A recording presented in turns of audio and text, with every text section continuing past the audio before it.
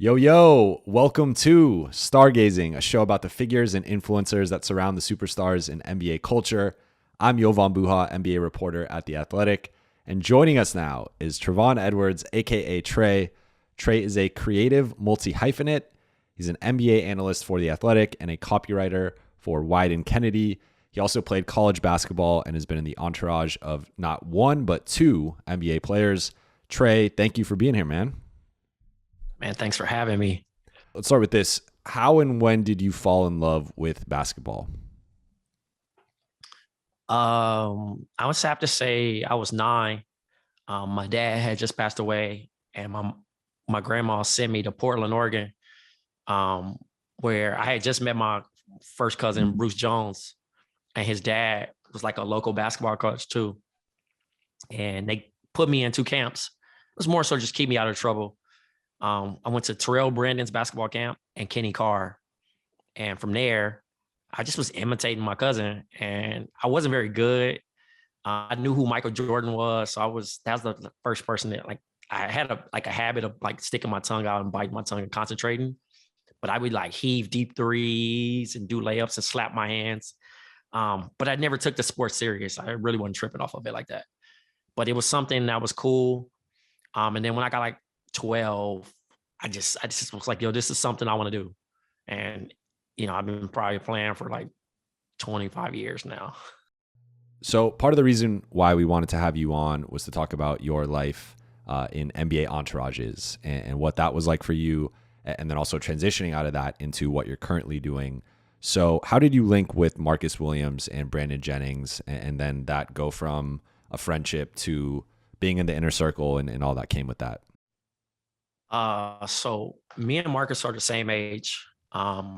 And I probably wasn't cool with him at first. He was always ranked number 1 in the state, and he's pretty good.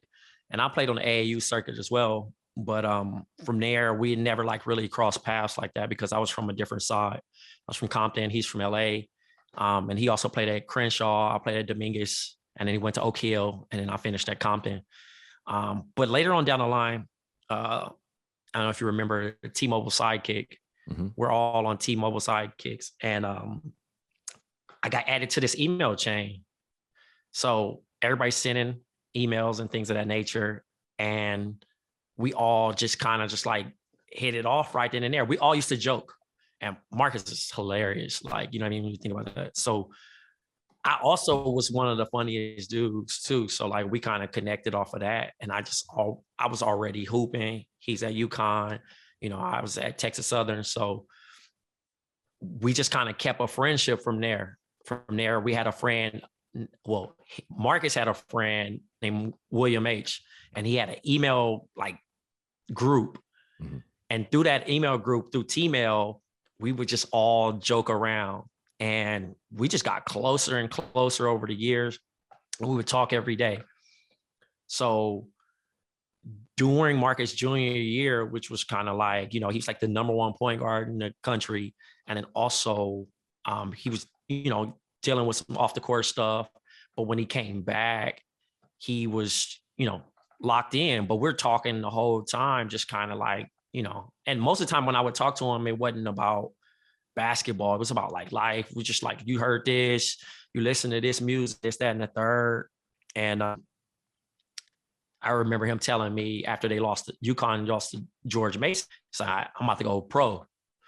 So I'm like, dang, that's crazy. Okay, man, I hope it work out. But I'm not thinking anything of yo, we really tight like that, So he goes and he works out for the Celtics. He works out for the Rockets, a couple other teams, and he came to hang out with me. So we went and played Madden because at the time he was living in Compton.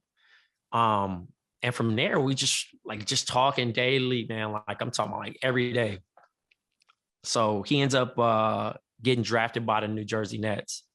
And I'm like, yo, bro, you about to back up Jason Kidd. Another one of our friends, Hassan Adams, who's from LA, he got drafted with him along with Josh Boone and Hilton Armstrong. So they were, already, but I'm like, dang, bro, you in the NBA now.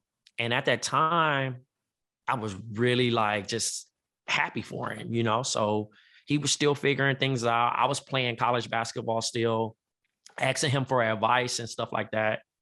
And, you know, that first year was cool, man. Like I didn't really get a chance to hang out with him because he was in a season, but like whenever they played in the cities that, you know, I was in, I would go to the games. And from there, I would build relationships with his teammates. So like at the time, me, Hassan, Antoine Wright, trying to think who else. At the Cliff Robinson was his vet. So like I got a chance to talk to these dudes. And as a kid, I didn't have enough money to go to NBA games. And now I'm hanging out with the players. I'm doing all this. I'm not really thinking like, oh, I'm personally going to go to the NBA myself, but like one of my actual friends is playing in the league now. And I'm seeing it from a whole different perspective because I'm hanging out with these guys off the court and on the court. And, you know, things didn't work out in New Jersey. So Marcus gets traded to the Warriors. I'm with him every day. So then going to like Oakland, I meet Steven Jackson. I meet Anthony Morrow. I meet Al Harrington. I mean, CJ Watson. You can go down a line of all these guys I'm hanging around with. I remember when they drafted Anthony Randolph. You know what I mean? And it was just a whole different things at that time. And it was pre-social media. Like not pre-social media because we had MySpace.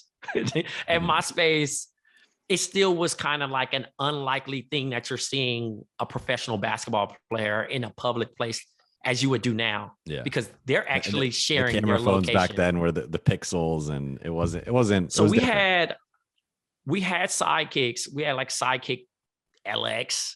Okay. And then I think we're just transitioning off the Nextel into the BlackBerry. So it wasn't a lot of like taking pictures low key wasn't cool, you know, because everybody was just doing a bunch of stuff. And like, I remember, I think I was 20 and Marcus was like, oh, I'm not going to go, but you can go with Steven Jackson. He takes me to Jamarcus Russell's birthday party. And it's Monte Ellis. It was a bunch of people in there in the Bay. And we're there and I'm just like, wow, I'm hanging out with Steven Jackson. Like I'm 20. This is bigger than life, you know? So at that time, I'm not living with Marcus, but I'm hanging out with Marcus. We're talking every day and just kind of you know, it was very chill. It almost became normal. Like, okay, he plays in the NBA, but so what? He's just a normal person. And nobody else would look at it that way. They're like, yo, your friend's in the NBA. And I'm like, yeah, but he's like, he's just a regular person. He puts his shoes on just like you. And it's kind of hard to translate that when you're on the outside looking in.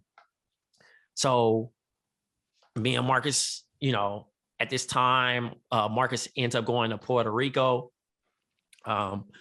And we had a young homie that was in the group chat that had a sidekick at the time. And this happens to be Brandon Jennings. Now, Marcus Williams' dad used to coach Brandon, AAU, and then also, you know, was very instrumental to getting to Oak Hill. And they're like, yo, you remember little Brandon? I'm like, no, not really. So I'm like, I talked to a couple of people and they was like, oh, he was our ball boy back in the day. I'm like, okay, cool. But I'm still not even really, it's not even resonating to me that like this kid is the #1 player in the country, you know? Because me and Marcus, we kicking it, we like 5-6 years older than him. So we're not even really thinking of that. So when Brandon's like, you know, getting ready to close out, he's like, oh, I'm gonna go to play professional ball in Rome. I'm like, man, that's dope. You know, like, congrats. It's never been done. Just this whole journey. Well, he goes, and at this time, we all had MacBooks. We used to be on iChat, RP iChat. iChat's not a thing anymore, but we'd be on the sidekicks and all that stuff. And I remember just talking to Brandon every night. Like Brandon was, it wasn't a success story immediately. You know what I mean? Because European ball is way different than over here. Like they weren't open arms to him. You know what I mean? Like you would think the number one player in high school averaging 35 points a game, he's going to go over there and play immediately. His coach wasn't like that. He made him sit. Luckily, he had good vets and he worked out every day. The Warriors would come out there and watch him work out, a couple teams, and he was just sticking with it. But he got a chance to like grow up fast. So fast forward the season, he's entering the draft. Well, no, he had workouts. He had a great workout against Tyreek. He had a great workout against Johnny Flynn, Steph, you know, but he's still thinking he's going to go to New York. So he's like, yo, Black Trey. So I used to go by Trey Black. Brandon started calling me Black Trey. Well, I think it was Marcus, one of them, right? Because it was a bunch of Treys, and they're like, oh, you know, I don't know. Can I cuss on here? Yeah. Oh, so he's like, yo, that's Black ass Trey. You know what I mean? So it's like Black Trey. You know what I mean? So Brandon hits me up and it's like, yo, you want to go to the draft? I'm like, all right. You know what I mean? So I go to New York, and through that whole process, it was just a great experience. Yeah, like, you know, like the pre-draft party, you're with the class of 09, except Blake. You know what I mean? Like everybody's there. I'm getting to see Steph before Steph. You know what I mean? Me and Johnny Flynn are cool. Tyreek Evans and just everybody's just kind of pulling up at that time. So the day of the draft, Brandon's agent is like, yo, you know, you're not getting good press right now. So we just going to rent out like a ballroom. Your family can join. Because, you know, in the green room, you only can have a certain amount of people.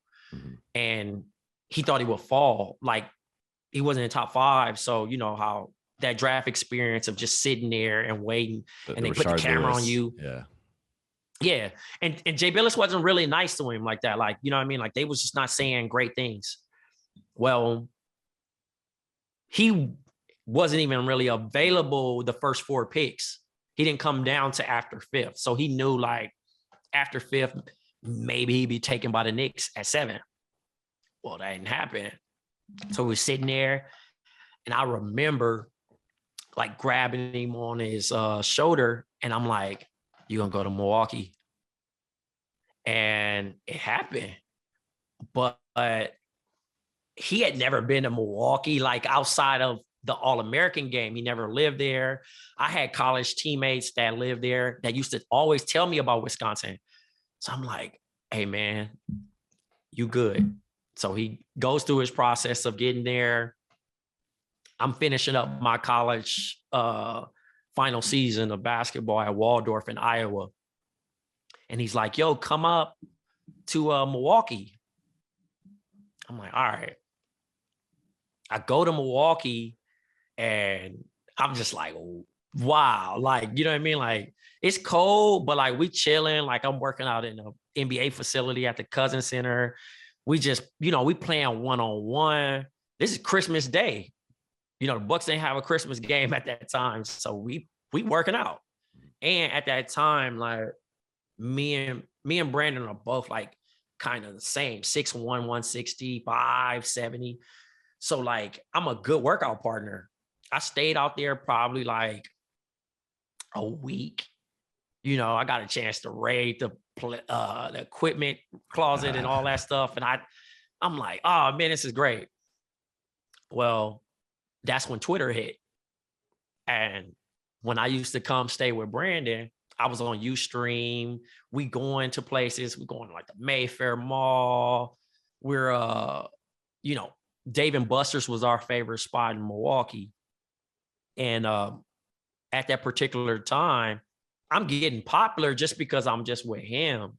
Like, you know what I mean? I'm talking about on a social media standpoint. Mm-hmm. So I'm like, this is a lot. And I had this weird thing of like trying to keep my social life private. So I would delete my social medias. You know what I mean? Like every time I got like 2,000 followers, I'm like, this is overwhelming. You know what I mean? So at this time, I'm still talking to Marcus. But our relationship is a little tricky at time. And I'm hanging more with Brandon. So it just got interesting from there. I mean, I have so many follow-up questions to this, but Of course, I know I got too long-winded. No. I was walking us through all that, but I'd rather you ask the questions to kind of hit on those things. But that's how I got with those two. No, that was a great lead-in. I think so. When you hear the word entourage, I think that the show comes up, right? And the HBO show, and I think most people watched it. But that show, there's kind of a clear delineation of who's in the entourage, who's in the inner circle, who's not. It's a group of four. How are the lines, I guess? Because I'm sure there are maybe some people that are, maybe 2 or 3 people that are super close, and then there's like an outside circle of another 3 to 4 people, and then you can maybe keep like Saturn's rings, kind of keep going out and out, and you have like 20 people. But I guess how clear are is it just defined by the group chat? Is it defined by who he's inviting out? Like, how do you kind of know who's, I guess, in the inner circle versus who's not? I think it's just more so just automatically defined. Like, I always was a funny dude, so like it wasn't like, oh, you gonna be the some, you know what I mean? Like the turtle you're gonna or do all something, the right? yeah, Like, I'm not gonna do all that. So my main thing was just like I always was like the party guy, kind of. But it's weird because I'm not a party guy, but I like I'm the clown of the group. You feel me? Like, not owning up to being a clown, but like I'm constantly joking. I'm down to hang out, like, you know what I mean? Whatever we were gonna do. So I think it varies on the style of personality of the player. You know what I mean? Like Marcus was more like chill, funny, but like to be in the house. Hang out with BJ. You might be out. You might go work on you. You might go work out. He might want to get a bar off you eating some flashy shit. You know what I'm saying? Like, but you might have a celebrity guest. You know what I mean? Like, you just don't even know. So it just kind of varies. But for my particular role with Marcus, it was just like, I'm just a homie. You know what I mean? I don't think I was really locked in as an entourage. I really was we just was close friends. And I don't think he really had like a crazy entourage. Like, he had a friend that lived with him that kind of did the day-to-day stuff. And then I would come over, play the game, chill, and just hang out that way. I was that homie with that. With Brandon, he have a game. I might go to the arena with him. You know what I mean? We might go shooting. We might play ones. We might go to the club. I might go to an event with him. I might run an errand with him. It just didn't, but I didn't have like a specific title. So it changed a little bit. I was all over the place. So you just mentioned some of the roles and responsibilities. Like, what are some of the day-to-day things that go into being in an entourage? Some of the, is it getting sneakers? Is it getting food? Like, what, I guess what specifics can you share on some of the stuff that you and the people around you had to do? I think it just depends. Like, if you don't have a cook, your homie might make some food. Mm-hmm. You might need somebody to get picked up from the airport. You pick somebody up from the airport. Like, they're not gonna go to do their own like grocery shopping and stuff like that. If you living with them, that's kind of like a normal, it's not even like a job, but it's just like, that's common stuff. Like what you would be doing. You just living in a better crib. You might, it just depends. It honestly just depends, because it depends on the player and what you're doing. And I think like hanging out with Brandon was more so like, 1 week we hosting Wale, we're hosting Bow Wow, we're hosting Little Twist, versus there's a week where it's just the homies.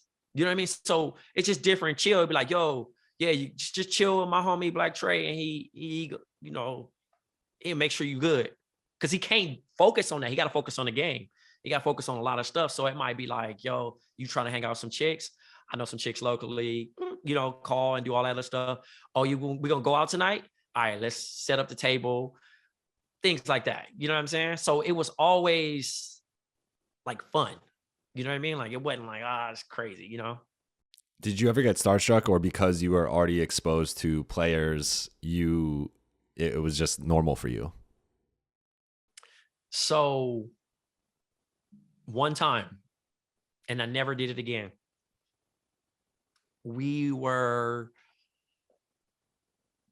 Brandon had just played against the Utah Jazz. And at that time, Derrick Williams is like one of my favorite players.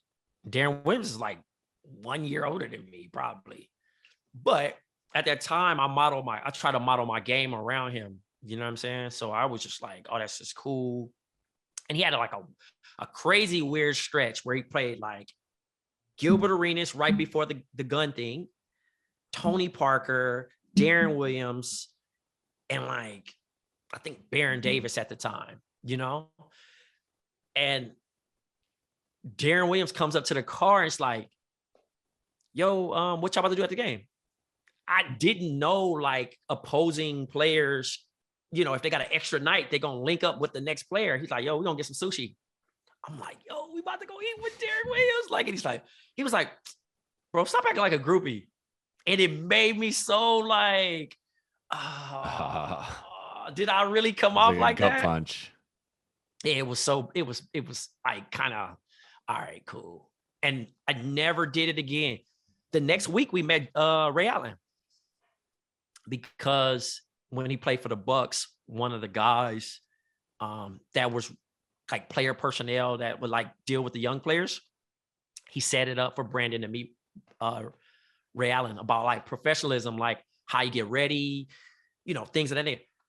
Hearing about Ray Allen being vegan back then, that's 2009. Like that didn't even make sense to me. He's like, I haven't had a burger in 10 years. I'm like, wait, what? You've never had a burger in like 10 years? How? Like, what do you eat? It just wasn't really, but I also wasn't in a position to like ask him a bunch of questions. Because when you're +1, you just being a fly on the wall. But just like preparation, he's getting to the ring at like 3:45 p.m. Tip-off's at 7. So being the very first person to preparation, that's watching his routines and things of that nature, I'm like, I really want to be excited about this. At this time, you're not even recording stuff like that. So you just like, I'm like, I just met Jesus Shuttlesworth. I just kept saying that to myself, like, I met Jesus Shuttlesworth. It didn't like really think like this is the beginning of my life of just meeting celebrities, you know? So yeah, that one moment though, just gut checked me. What are some of the biggest perks of being in an NBA entourage? I mean, obviously it sounds like, you know, meeting celebrities and athletes and stuff, but beyond that, you know, be it at when you're out at clubs or just some of the free stuff you get, or what are some of the biggest perks that you ended up getting from the experience? Oh man. That you can share. Being a +1, because this is the thing, our relationship evolved. I became his best friend. So the treatment was way different. It was like, yo, if you can't reach BJ, you can reach Black Trey. You know what I mean? So those things of like not waiting in a line in a club, you know what I'm saying? Comp bottles. It just depends on the certain situation of how people, but the treatment was that. You know what I'm saying? That's his man. So we gonna look out. Make sure you good. They would just always just be like looking out. And I think that was the perks of everything, because like now the access you're not gonna get. You know what I mean? Like if you look at it now, entourages are huge. They, you know, this is the stuff LeBron was even able to do at that time was unheard of. You know what I mean? It was kind of like, all right, cool. I remember meeting LeBron for the first time. They're playing the Bucks and he's doing a rare club appearance. You know what I'm saying? And I don't even know if I won't discuss the amount that he made just to even show up, but just to even see LeBron, first of all, he's icing his knees in the club. At the club? At the club. Wow. He's not drinking, but I'm sure he picked up a crazy bag just to even just show up to the spot. This is 2009. He's icing his knees, like bags of ice, and he's just chilling there. So we're getting ready to go through the velvet rope, VIP velvet rope back then. And the guy's like, take your battery out. This is how you know. I had a BlackBerry and took the battery out of my BlackBerry just to like be around at this time. And we go dap up. He's a no play. He's a DMP the next game too, by the way. So we dap up. We like, what's good? It's a guy with us. He says, what's up, King? And my stomach just hurt. Cause I'm like, ugh, like, why would you don't even know this man, but you like kind of like, and it reminded me of the situation of Derrick Williams. So I'm like, everybody has levels to how they act with certain celebs. You know what I'm saying? So I couldn't really give it that way. LeBron just said, what's up? Called it a day. In the next game, you know, BJ actually had a great game against the Cavs, and he earned his respect because he was still, you know, seeing players for the first time. You know what I mean? At that 55, that stuff was crazy. So night out, I mean, it's hard to top a LeBron icing his knees at the club story, but I'm sure you can. So what is like the craziest night out that again, I know some stuff you can't necessarily talk about, but with the stuff that you can share, what is the craziest night out that you can remember? Be it just amount of money spent, or just the place you guys were at, or the celebrities that were there, or you know, take it wherever you want. But what's like the craziest night out? Lockout season. Lockout season was just like no holds bar, because that was all we looked out for. You work out, go hoop, you know, hoop some more, and then we go into the club.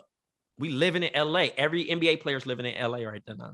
So like at that particular time, it was hilarious because football players are in the club, and it was kind of like a battle between who can spend the most money, you know? And you just like, you're not remembering this stuff. You're not even gonna care because it's just bottles flowing, you know what I mean? So that was one time, but like probably like the best time was Drake's pool party.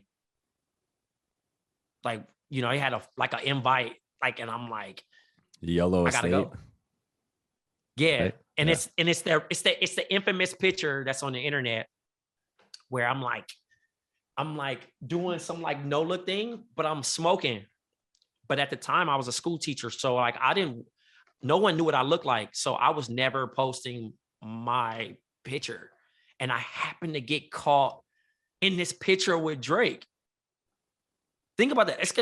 This is like 2016 where he's like beefing with people. So like every picture's going to go viral, and this one. And I'm sitting there, and it's a girl that's seen us at one of our parties and was like, hey, that's the teacher. You know Drake? And I'm like, oh my God. You know, because I was trying to do the whole Spider-Man thing. I would teach, but then I'm also part of an entourage hanging out as a secret life. So none of your students knew? Not even some of my family or friends knew. I never really talked about that stuff. You know what I mean? Like if I came, everybody just knew him as my friend, but like they didn't know what we were like doing. Mm-hmm. So okay, let's get into you brought up Drake, so let's get into that story. You teased meeting him on Twitter and him knowing who you were. So what's the backstory on that? Well, it's 2014 or 2015. It's at what's that, Auburn Palace? Palace of Auburn Hills. Auburn Palace. Yeah. And Future and Drake are doing a jungle tour. And I meet Worldwide West the same. So we're there and we're waiting. And like Drake has this routine with this like personal trainer and everything just to kind of get him ready and hype. And he's walking the hall, and we have like VIP access. So like before even going to show, we on the side, you know, it's just a different access. And Brandon was very close. He probably still is, but he's very close with Drake's best friend, Nico. So Nico would hang out with us a lot. He would come to LA and hang out with us. He's come to Milwaukee, came to Detroit. So like we all became friends. But when you go back to Toronto, I'm sure he probably was like, oh, Trey, and it just kind of come up in conversation. So when it came to a point, Brandon's like, yo, by the way, it's my best friend, Black Trey. He like, oh, I know. And I'm like, huh? Like, bro, we've never talked in my, like, ever. And it was like, it took me back, but it also showed Drake, LeBron, who else knows? I feel like those dudes have a pulse on everything. KD too, probably. Like that, see everything. They might not acknowledge it, but they know who's who, what's being said about them, etc. And they can pick and choose when they want to respond to that stuff. But yeah, I ended up meeting him. It was cool. And then by the time, fast forward to his pool party, that's why I was able to, go in the house, Wi-Fi code, do all this other stuff. But it wasn't like on like, what are you supposed to say? Oh, I know Drake.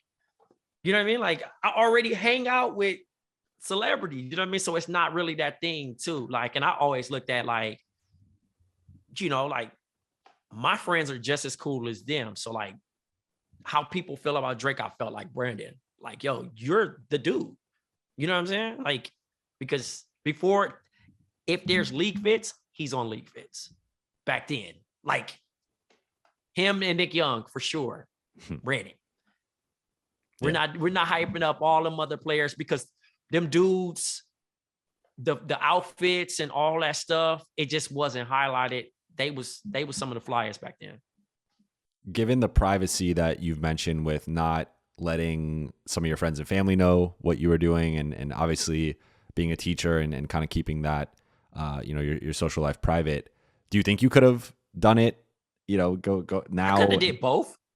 I could have did both, but like it was, which I didn't hit on. I was going through, you can easily get sucked into this life. You become thinking that you're that person or you embody that person's success and et cetera. And 2014 was like a very identity time for me, especially because I'm sitting in this luxurious home, but I got 65 cents in my checking account. And it's like, what if this person wakes up this morning and says, I don't want you to be your friend anymore, or get out of my house, or whatever. Not saying like that was a case and I was like, oh, I got to do something. It was just me overthinking. So I'm like, all right, I'm going to stop hanging out a little bit more. I went back to school, got my second degree. I started teaching. I moved to Arizona. I had never been to Arizona in my life. Moved to Arizona, start teaching, and was trying to balance the two. Like, if I got a day off, I'll hang out. And if it's the weekend. So I'm less around, and the entourage now changes because I'm not available. But I also was just creating my safety net for your friends not going to be in party mode all their life. They eventually want to take care of their kids. They're going to be tired of whatever lifestyle that they're living. And that's okay. A lot of people come into those situations thinking just because somebody has money that they're supposed to take care of you, or they're supposed to do this, that, and the third. And that's not true because that's their money. Like, I hate the whole thing of like, don't forget about me or take care of me. Like, no, that person worked hard to get to where they are. And if they happen to do something nice for you, like Marcus and Brandon, I can't even count on my hand the generosity of those two in general. But the biggest thing that they done for me was giving me access, putting me in those rooms, because I wasn't wasting those times. I was basically networking when I didn't know I was networking. What's that transition like for you? So you mentioned, creating a safety net and the importance of that, and thinking about life after this. But so it sounds like 2014 was maybe when you started that transition. What what is like 2014 to 16, 17 like? So I was 29 and I'm like, well, I'm about to be 30 in a blink. And soon I'm going to be 40. I'm not 40. That's why I'm crazy. Those next 8 years, it felt like 15 because although I was away, I had as a school teacher, I had the entire summer off and was still getting paid. So sometimes I go live in LA with Brandon and I'm partying the whole summer. So it wasn't too much change, but I still had that medium to check myself. Like having a job, having a responsibility kept me like level-headed to not ever get lost. Because I used to be 2012. I remember Instagram first came out. I'm posting pictures, cars not mine, clothes, jewelry, just trying to create this persona. And I'm just lost, not being true to myself. So I had a reality check of like, I don't want to be 30-ish living off somebody, or I don't want to be 30-ish not having nothing to show when that day comes of like someone outgrowing someone, or just, it's not the same. So I was already mentally preparing for my next life. I didn't think it was going to be doing what I'm doing today, but I thought I would be a school teacher for like 20 something years. Is there a conversation that you have where you kind of establish, I'm not a part of this life anymore? Or is it more of just a slow kind of, separation? It was a fade out because we would get into it a lot, not in like physical, but like just disagreements on my opinions on certain things. I'm an outspoken person, and you think that's the stereotype of entourage is yes man, right? Some people like them and some people don't, in that situation. So it was never, we had a communication on like how my opinion was valued and his opinion was valued in those situations. So like, I never was going to be that. I got my own father. I don't like, there's no amount of money for me to like stop being myself.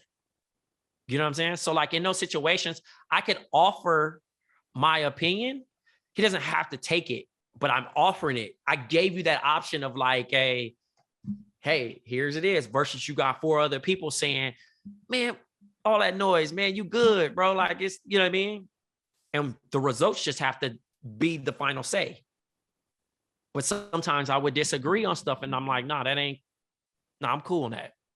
So it was a lot of that. And it just started to create some separation at sometimes, but we were still tight. You know what I mean? It just was my opinion, was just kind of like, because it hit me sometimes like, yo, what you think about this? And then we'll talk and then we back good. So it wasn't like that. But yeah, just having that peace of mind. That was a peace of mind for me, knowing that I can control my own future in that situation. Because when you don't, or you superly rely on that person, it's almost like a drug. Think about somebody making you feel good and then taking it away. You know what I'm saying? Like where you feel important and then it's like, nope, you're not important anymore. And if you gave somebody that power, that's why people kind of crash hard. What was it like for you to have to wait in line to get into clubs and maybe have to pay the cover and just kind of go back to normal stuff that you didn't necessarily have to? I'm sure you had maybe experienced previously in your life, but being in the entourage scene and getting all those perks and all the stuff of basically being treated, it sounded like you were saying, as basically you're the player, right? Or are you getting the same treatment? What was it like to kind of go back to, no, you got to wait in line. Or maybe you had connections and stuff. So I'm sure that there were situations. I mean, sometimes it just really depended where I was, but like I partied so much that I had I experienced a burnout. Like at 37, you can't pay me to get into, you know what I mean? Like I went to an NBA player's birthday and I was like, all right, I'm about to leave. What? You about to leave already? Yeah. Like, what is there else for me to see? You know what I mean? Like in my 20s, I had a great 20 year, you know what I mean? Like from 20 to 29, it was amazing. I can't compare to none of that stuff. But now I just think I look at it, for some people, they like it. I think it's a waste of money at the end of the day. Paying a cover, paying a party, paying them to talk over loud music. Like, it's just a lot of things that didn't resonate. I'm not really an outside person, but being a part of an entourage, there's sacrifices. You're not going to let your friends go to the club and by himself. In that situation, it might be 4 of us, but like, I'm from LA, like Compton. I'm from Compton. So like in LA, you're dealing with a lot of street politics. And if a player don't know that, you might have somebody that's trying to rob somebody. You got somebody that don't like them. And I knew all the street guys. So like my part of the entourage sometimes is just kind of just like being sober and watching the overall scene. You know what? Hey, we've been here too long. Let's leave. And we leave. You know what I mean? So that was the main thing. It wasn't like, oh, I'm just having this amazing time and we getting drunk and blah, blah, blah. Nah, it was more so just because I cared about my friend. But we also could just sit on the couch and eat peanut butter and jelly sandwiches and watch hoop and break down the game. Like it didn't matter. Like I didn't have to necessarily be in the night scene. So now a lot of people will say like, dang, you don't want to never do nothing. You don't want to go to no club, no bars. It serves no purpose for me because that was never my thing. I'm a homebody. But I would sacrifice me being a homebody to make sure my friend is good and he's having a good time. You mentioned so you've worn multiple hats since 2014, if we're just picking that year, of being a teacher, now being a copywriter. But the one that's most interesting to me is being a podcaster and an NBA analyst. And full disclosure, you do work for The Athletic, so we are colleagues. But I'm curious, like, what is that like with knowing players and you mentioned LeBron is still playing, 2022, still at the top of the league. And so from knowing players of being around Marcus and Brandon, and I'm sure having some relationships, what was the transition like for you becoming a podcaster and now being critical of maybe some people that you've partied with or hung out with or have a rapport with, and kind of almost like a player retiring and now they're on Inside the NBA or something and they're going at people that they have relationships with? Like, what was that awkward or tough at all for you, or was it a seamless transition into just I know who I'm gonna speak my mind, and if I offend or upset people that I know, it just is what it is? Yeah, nah, I took a certain approach of how I did it, right? I earned the first time because I was media credential for the Phoenix Suns. And I see Spencer Dinwiddie and he's looking like, what you doing back here? You know what I mean? Like kind of thrown off because I've been knowing Spencer since he was a rookie in Detroit. Like I got real close with the Detroit team, Caldwell Pope, Josh Smith. Just hanging around all those dudes. So like I got a chance to, so sometimes you see me quote retweet like I was there, or me hanging out with Quinn Richardson and Rasheed Wallace. It was just because I was that access with Brandon. So when he's like, yo, he like, you media? You know what I mean? Like they crazy. I don't know who gave you the job, you know what I'm saying?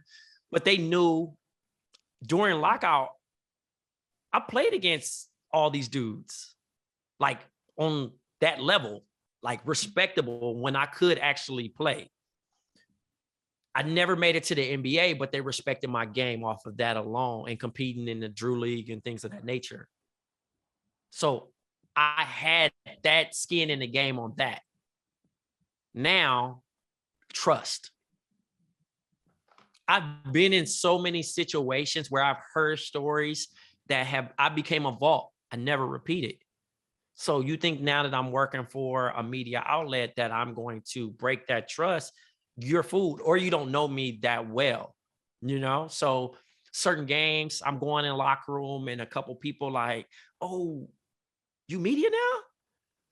I already had that trust, but I always would tell people like, and to be clear, there's two different sides of how this journalism, which you have to be critical with your pen. Like you're going to be covering the Lakers and you're going to say some stuff that players don't like and they don't. Podcasts, I can be critical, but I can pick and choose how I deliver it. And how I would deliver it, and I used to tell players, and I say, look, it's my job. This is what I do.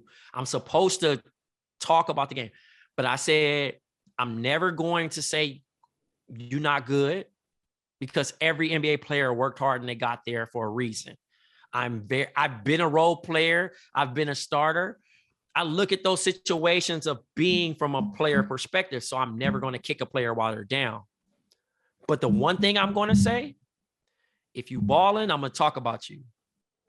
If you're not balling, I ain't talking about you. You don't get that mention. So it's more on a positive end. Now, if I got to hit on a certain topic and they say, what's my opinion on it? That's why I stopped rooting for the Chicago Bulls, because I wanted all my opinions to be non-biased. I see stuff to this day, right? I'm cool with Kevin Durant now.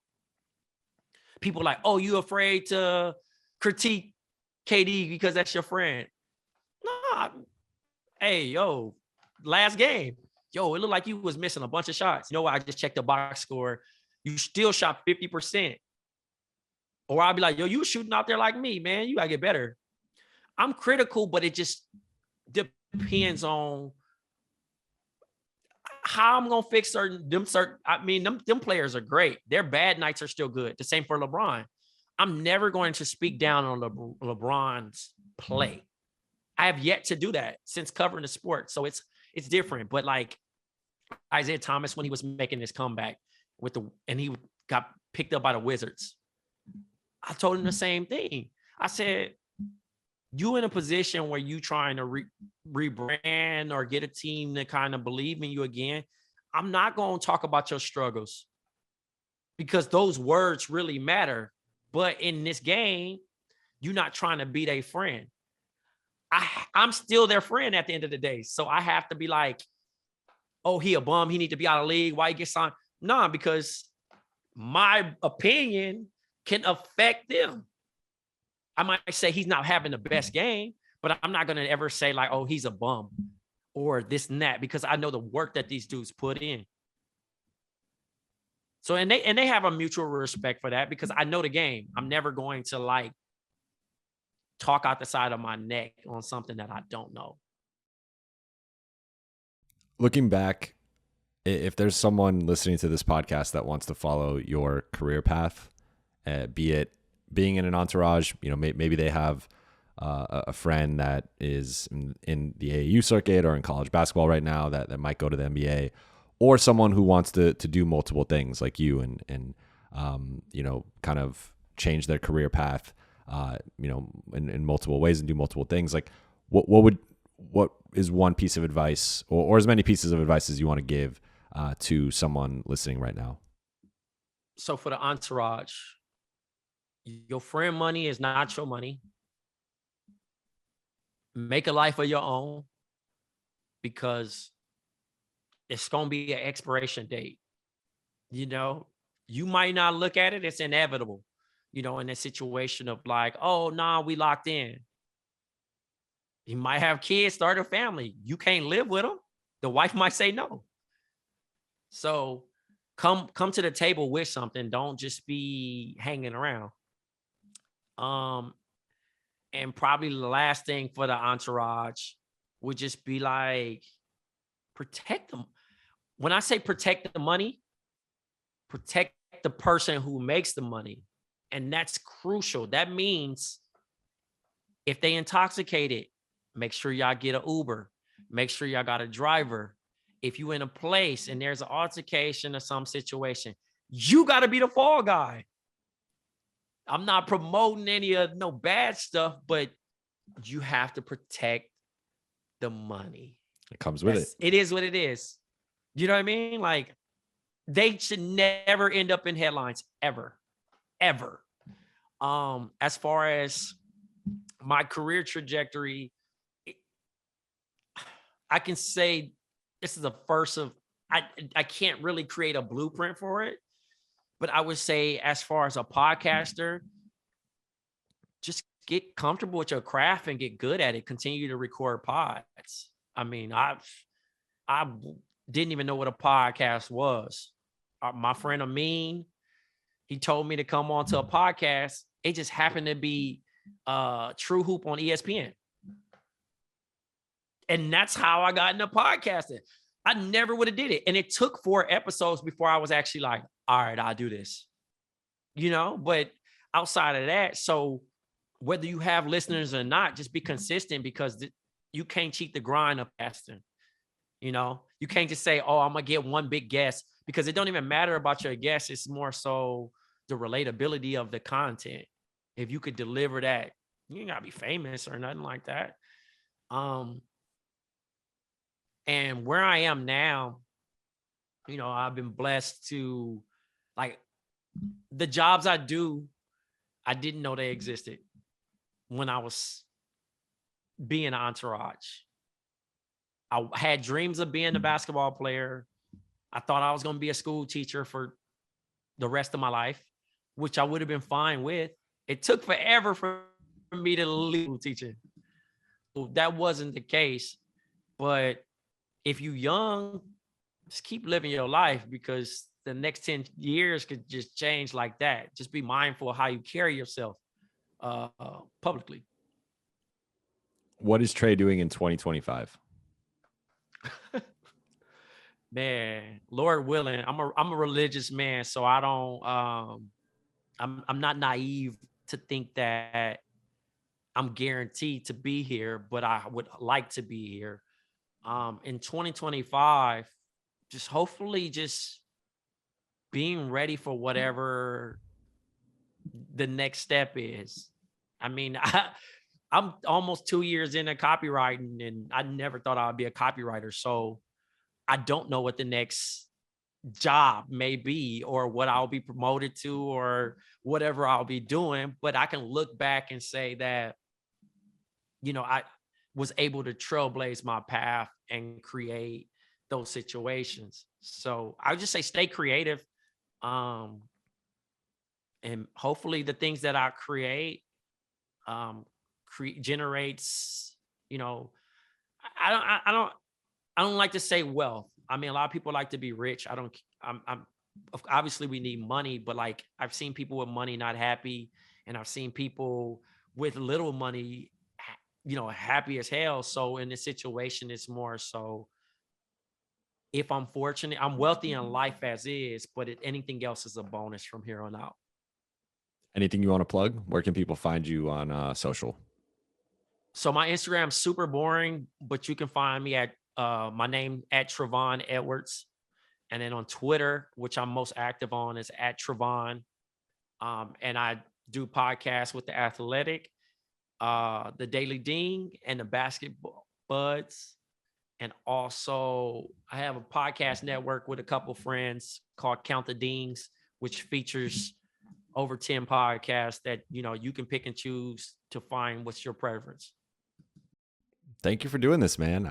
This was long overdue. I'm glad we got to share your story. Thank you, man.